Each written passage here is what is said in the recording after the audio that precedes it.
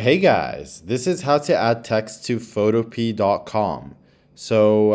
First thing you need to do is just open up a project on photopea.com. So I have a project open here. It's just a 3D window with some text on it, which is inspiring bee. And I want to add some text that says, for example, coming soon. So what I need to do is just click on this text box button right here on the left toolbar, and then click and drag to make your text box. Then just type your text. I'll type coming soon. You can't see it right now because it's black and it's small. So what I need to do, we'll just fix that right this second. So what I need to do is just highlight the text, then change the size. So I'll just drag it all the way to 150.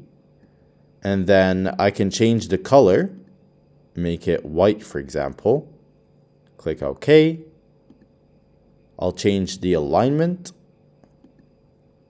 make it in the middle. And I can just resize that just to fit the text. And then I'll move it around. I can move it around.